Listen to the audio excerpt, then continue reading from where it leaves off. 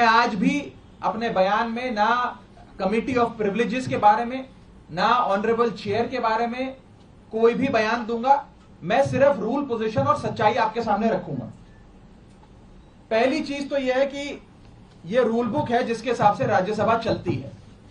यह rule book, लाल किताब, इस पर लिखा है rules of procedure and conduct of business in the council of states. इस रूल बुक में जो लिखा है वो मैं आपको बताना चाहता हूं।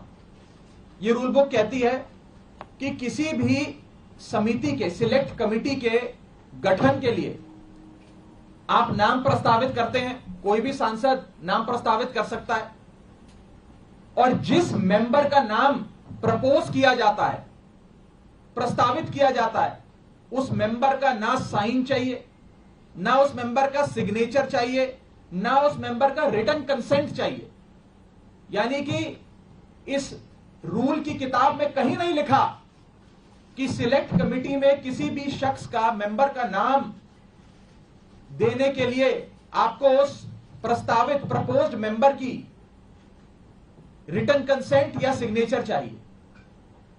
लेकिन एक झूठा प्रचार फैलाया गया कि फर्जीवाड़ा हो गया साइन का। मैं आपको आगे बताना चाहता हूं कि जब भी सिलेक्ट कमिटी के गठन के लिए नाम प्रस्तावित किए जाते हैं तो ना सिग्नेचर लिए जाते हैं, ना सिग्नेचर जमा किए जाते हैं, ना सिग्नेचर की जरूरत होती है। No signatures are required, no signatures are taken and no signatures are submitted. तो जब किसी का हस्ताक्षर लिया ही नहीं, जब कोई हस्ताक्षर जमा किया ही नहीं, तो यह फर्जी साइन का जो एक अफवाह फैलाई जा रही है, यह सरासर गलत, झूठ और बेबुनियाद है। और यह मैं कानून की पोजीशन के हिसाब से बता रहा हूं। और मैं आज इस मंच से बीजेपी के नेताओं को चुनौती देता हूं कि वो कागज लेकर आए मेरे सामने, show me that piece of paper जिसपे ये दस्तखत है। जब कोई दस्तखत है ही नहीं, जब सिग्नेचर होता ही नहीं, तो फर्जी सिग्नेचर की बात कहां से आ गई? मैं चुनौती देता हूं आज बीजेपी को। आप तो इतनी बड़ी पार्टी है, इतनी शक्तिशाली, इतनी ताकतवर सरकार है आपकी, वो कागज दिखाओ मुझे जहां पर हस्ताक्षर है। चुनौती देता हूं मैं आपको। अगर आप कह रहे हैं मैंने कोई कागज जमा किया है, तरीके से किसी के साइन किए गए हैं, तो वो कागज लेकर आओ। मैं आपको चुनौती देता हूं आज। साथियों, मैं आपको आगे बताना चाहूंगा कि बीजेपी के अज्ञान का, उनके इग्नोरेंस का तो मेरे पास कोई इलाज नहीं है। लेकिन प्रोसेस ये होता है कि जब भी कोई विवादित, कंट्रोवर्शियल बिल सदन के भीतर आता है तो एक प्रक्रिया बताई गई है कि अगर कोई मेंबर चाहे कि इस बिल पर मतदान ना हो, इस बिल पर और चर्चा हो और इस बिल में क्या चेंजेस किए जाएं वो बताए जाएं, उसके लिए एक समिति का गठन किया जाता है। उस समिति में कुछ नाम प्रस्तावित किए जाते हैं और जिस शख्स को उस समिति में नहीं रहना, वो अपना नाम विड्रॉ कर लेता है। ये है, किसी को जर जबरदस्ती नहीं बिठा दिया। मैं आपको एक बहुत सरल एग्जाम्पल के माध्यम से ये समझाना चाहूंगा और आप सब वो मेरी बात समझ जाए। मान लीजिए कि मेरा जन्मदिन, मैं अपनी जन्मदिन की दावत देता हूं, एक बर्थडे पार्टी आयोजित करता हूं। अपनी बर्थडे पार्टी में मैं 10 लोगों को न्योता देता हूं आने के लिए। 10 में से 8 लोग मेरा न्योता स्वीकार लेते हैं, आ जाते हैं।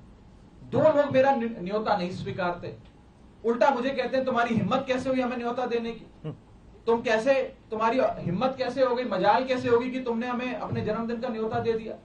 ये वही बात है, मैंने तो समिति में शामिल करने के लिए न्योता दिया, कोई हस्ताक्षर थोड़ी दिया। लेकिन वो 2 लोग मुझसे खफा हो गए। मैं आपको दूसरे तरीके से समझाने का प्रयास करता हूं। आज इस प्रेस कॉन्फ्रेंस में इतने सारे पत्रकार आए हैं, मैंने अपनी पार्टी को 10 पत्रकारों का नाम प्रस्तावित किया कि इन 10 पत्रकारों को आप आज की प्रेस कॉन्फ्रेंस में बुला लीजिएगा, मैं मीडिया से संवाद करना चाहता हूं। 10 में से 8 पत्रकार आ गए, 2 पत्रकार नहीं आए, और जो 2 पत्रकार नहीं आए वो कहते हैं इनकी हिम्मत कैसे हुई हमें न्योता देने का प्रेस कॉन्फ्रेंस का। 2 पत्रकार नाराज हो गए। ये साफ तौर पे इस समस्या का एक सरल सा एग्जाम्पल है। मैं ये बात रखना चाहता हूं कि जो मेरे खिलाफ कंप्लेंट्स दर्ज हुई, जिस मामले को कमिटी ऑफ प्रिविलेजेस को रेफर करा गया, उसका ये पार्लियामेंट्री बुलेटिन है, सरकारी डॉक्यूमेंट है। मैं आज बहुत सबूत लाया हूं दिखाने के लिए आप सबको, ताकि दूध का दूध और पानी का पानी हो जाए। ये पार्लियामेंट्री बुलेटिन है जिसके तहत मेरे खिलाफ जो कंप्लेंट्स आई उसे विशेषाधिकार समिति को विचार के लिए भेजा गया। इस पूरी पार्लियामेंट्री बुलेटिन में कहीं भी फर्जीवाड़ा, फोर्जरी, फोर्ज्ड साइन, सिग्नेचर, हस्ताक्षर, किसी भी शब्द का प्रयोग नहीं किया गया। सिर्फ इतना बोला गया कि इसकी जांच करके बताइए। अगर कोई फोर्जरी होती, कोई फर्जीवाड़ा होता, सिग्नेचर शब्द का प्रयोग तो कम से कम किया गया होता इस पार्लियामेंट्री बुलेटिन में। यह सरकारी दस्तावेज है राज्यसभा सेक्रेटेरिएट का, इसमें भी कहीं जिक्र नहीं किया गया। इसलिए नहीं किया गया क्योंकि जब साइन है ही नहीं तो साइन आएंगे कहां से। लेकिन भारतीय जनता पार्टी के झूठ का मुकाबला करना आसान नहीं है, इसलिए आज आपके सामने आकर यह बात रखनी पड़ी। और जहां तक विशेषाधिकार समिति का प्रोसीडिंग्स का मामला है, प्रिविलेज कमेटी का मामला है, इस देश के कई बड़े नेताओं के खिलाफ कमिटी ऑफ प्रिविलेजेस ने प्रोसीडिंग्स शुरू करी, कार्रवाइयां करी, जिसमें स्वर्गीय अटल बिहारी वाजपेयी जी हैं, जिसमें स्वर्गीय इंदिरा गांधी जी का नाम आता है, मनमोहन सिंह जी का नाम आता है, मोरारजी देसाई जी का नाम आता है, सुषमा स्वराज जी का नाम आता है, अरुण जेटली जी का नाम आता है। उस श्रेणी के अंदर अगर हमें भी शामिल किया गया तो कोई बात नहीं है, मजबूती से अपना जवाब विशेषाधिकार समिति के सामने, कमेटी ऑफ प्रिविलेजेस के सामने देंगे। मैं शहीद आजम भगत सिंह की धरती से आता हूं और पूरी न्याय की लड़ाई लड़ूंगा, और मेरा विश्वास है कि कमेटी ऑफ प्रिविलेजेस अंत में दूध का दूध और पानी का पानी कर न्याय अवश्य करेगी। यह बात थी कि क्या हुआ। अब मैं आपको संक्षेप में यह बताना चाहता हूं, यह हुआ क्यों, यह विवाद कहां से खड़ा हुआ, यह क्यों इतनी अफवाह फैली। यह इसलिए फैली क्योंकि सोमवार दोपहर को सदन के अंदर आम आदमी पार्टी की ओर से मैंने पूरी मजबूती से दिल्ली के अध्यादेश पर अपना वक्तव्य दिया, और उसके ठीक 6 घंटे बाद मेरे खिलाफ बीजेपी ने यह आरोप लगाने शुरू कर दिए।